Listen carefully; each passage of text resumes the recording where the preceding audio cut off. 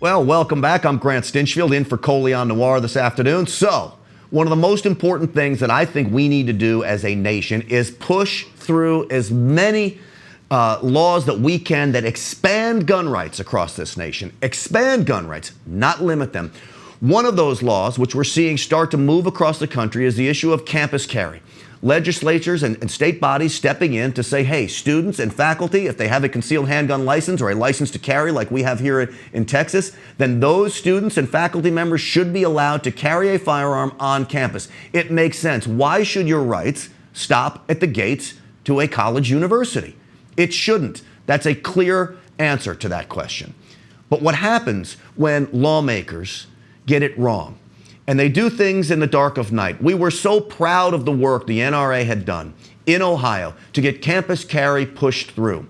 And then at the last minute, a bill was slipped to go from a House version to a Senate version or a Senate version to a House version. It doesn't even matter. For the person at home understands that they duped us in Ohio. And they stuck in a little version of language that says you can have campus carry in Ohio and you students can have the right to carry, but we're going to let school administrators decide for each school. Well, you go figure. School administrators aren't going to let anybody carry guns on their campus because they're all a bunch of liberal wussies who coddle these little snowflakes. AWR Hawkins with Breitbart.com. Am I wrong? No, you're not wrong. Kent State's not going to allow it. Cuyahoga Community College is not going to allow it. Ohio University's not going to allow it. We could go on and on. And I think we mentioned in the last segment the college Democrats president at Ohio University is literally cheering the decision to preserve a gun-free campus. And to put that in layman's terms, that means she is cheering the fact that students will be unarmed, therefore defenseless. I mean, I don't know how you sleep at night. I mean that. I don't know how they sleep at night.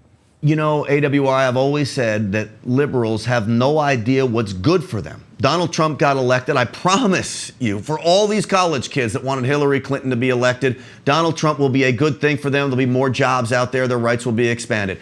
Campus carry. These kids don't even understand that they will be safer. It's okay if they don't want to carry a firearm. But AWR, if you or I are going to speak at that college and we are carrying, I'm telling you, the people around us are safer. Right. Oh, I guarantee it. People are always safer.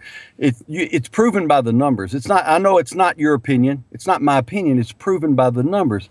It's not just that I'm safer or that my wife's safer. It's that everyone in the restaurant is safer if someone comes in to attack. Everyone at the gas station is safer if someone comes in to rob it. If a concealed carry permit holder or maybe 2 or 3 permit holders are carrying their guns. And it's amazing to me that they can't learn. Recent history, I don't mean go back to World War II, World War I. I mean recent history. Our biggest mass public attacks happen in gun-free zones. Why doesn't it register with them that if you compare attacks on school campuses anywhere with the December 2013 attack at Arapahoe High School in Denver, the difference in the Arapahoe High School attack and, say, Sandy Hook, the gunman had over 9 minutes, no armed resistance, over 9 minutes. Arapahoe High School, 80 seconds and he was dead because they had someone armed in the school. 80 seconds. The difference in loss of life, 26 people killed at Sandy Hook, 1 killed at Arapahoe.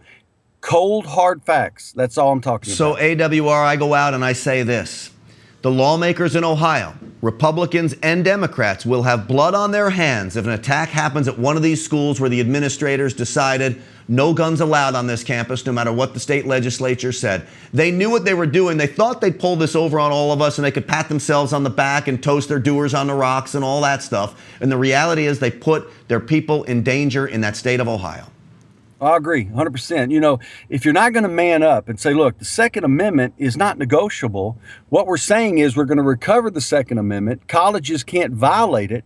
If you're not going to man up and do something that's simple, don't do anything, because all they've done is passed a purely cosmetic bill that, as you say, maybe one college system will go along with it, maybe a private school system here or there will go along with it, but in large, colleges will reject it straight out because it's a bunch of leftists who cater to snowflakes, bottom line. And so far, you're being generous because Cleveland.com had done a survey of colleges in Ohio. They could not find one university that was going to allow guns on campus. Hey, right. AWR, it's always great to have you on the program. You do great work at Breitbart.com. Can't wait to talk to you again soon. Thank you. Great to be with you. Thank you. All right, we were talking earlier about the NFL, and it is turning into a vehicle for liberalism. I do not understand why a sport like the NFL, which has the backing of so many Americans, when you consider this, you have working class folks from Pittsburgh, Pennsylvania, to Denver, Colorado, to Dallas, Texas, to Detroit, that all they want to do on a Sunday afternoon is sit down in front of the television and escape the world for 3 hours. That's it. Just escape. Watch their favorite team play. Hopefully they win. They can have a few beers, hang out with their family, hit their son on the back and say, hey, kid, my team played great. Now the NFL is pushing this liberal message, and they invite Lady Gaga to come sing a halftime show during the Super Bowl. Now, Lady Gaga is a woman who stood outside of Trump Tower, and what did she do? She had a sign that said, "Love Trump's hate." Vegas is now putting odds on the fact, will Lady Gaga speak out against Donald Trump during the halftime show at the Super Bowl? It's not a good bet. The bet is overwhelmingly in favor that she will do this. Now, that's not what sports is all about. In fact, sports is an escape from everything. We talk about issues on this program. You come here because you want to hear about the issues. Football should not be doing this. And they invite Lady Gaga. What I believe is that they spit in the face of every freedom-loving American when somebody like that comes to sing. She is a 5'2", 90-something pound ball of rage. That is all Lady Gaga is. All right. I'm Grant Stinchfield.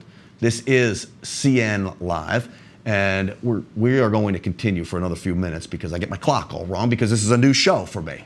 No big deal, though. No big deal. All right. Fake news. Do you believe that Facebook is now partnering up with, all right, you ready for this? Brace yourself. Media Matters.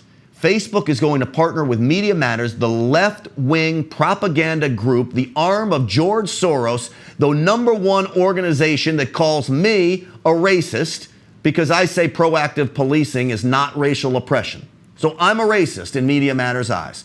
They are going to team up with Facebook to help them spot fake news. This, my friends, is the most ridiculous showing I can imagine. This is trying to dupe all of you out there into figuring out what's real and what's not. You're telling me that Media Matters is going to decide what is real news and what is fake news on a site like Facebook? The sad reality is the liberals that run Facebook don't trust you or me to decide what's real.